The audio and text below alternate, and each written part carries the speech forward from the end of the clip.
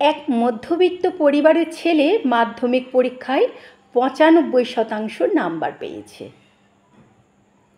বাবা মার্কশিট হাতে নিয়ে আনন্দে চেঁচিয়ে বললেন, ওগো শুনছো, পায়েস বানাও, আমি রসগোল্লা আনছি। তোমার ছেলে মাধ্যমিকে ৯৫% নাম্বার পেয়েছে। মা রান্নাঘর থেকে প্রায় দৌড়ে এসে বললেন, কি বললে, আমাকে দেখাও।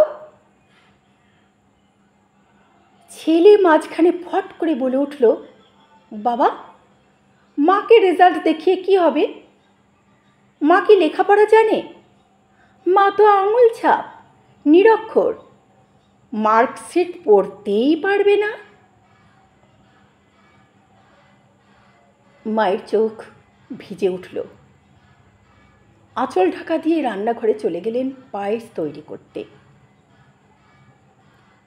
ছেলের কথা শুনে বাবা বললেন, হ্যাঁ রে, এটা সত্যি, তোর মা পড়তে পারেন না। আর শোন, এটাও সত্যি যে তুই যখন তোর মায়ের গর্ভে ছিলি তখন তোর মা দুধ খেতে পছন্দ না করা সত্ত্বেও শুধু তুই যাতে সুস্থ থাকিস তাই ৯ মাস প্রতিদিন দুধ খেত, শুধু তোরই জন্য। কেননা ও নিরক্ষর ছিল।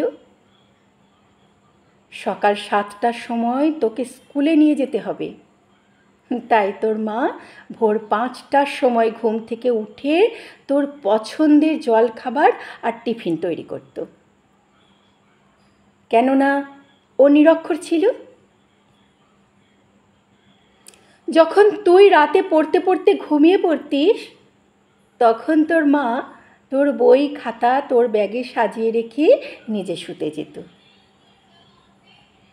কেননা ও নিরক্ষর ছিল। তোকে ভালো কাপড় জামা জুতো দেওয়ার জন্য আমাকে জোর করতো আর নিজে ২টো শাড়িতে বছর পার করে দিত। কেননা তোর মা নিরক্ষর ছিল।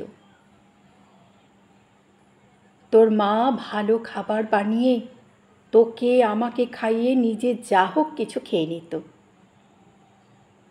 কেননা তোর মা নিরক্ষর ছিল। এই কাগজের টুকরোটাতে যে নাম্বার তুই পেয়েছিস তা তোর মায়ের দান, জেনে রাখিস। সেদিক থেকে ধরতে গেলে তোর মায়ের ডিগ্রি পিএইচডির উপরে, আর তুই বলছিস নিরক্ষর। মা তোর সবচেয়ে বেশি ডিগ্রিধারী শিক্ষক। যা, মায়ের পা ধরে ক্ষমা চেয়ে আয়। ছেলে বুঝতে পারল সে কত বড় অন্যায় করেছে, মায়ের বুকে কতটা আঘাত করেছে। সে কাঁদতে কাঁদতে রান্নাঘরে ঢুকে গেল।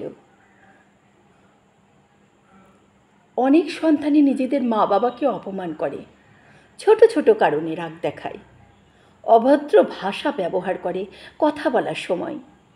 তাদের একবার ভেবে দেখা উচিত যে বাবা মারা তাদের জন্য কত কষ্ট সহ্য করেন।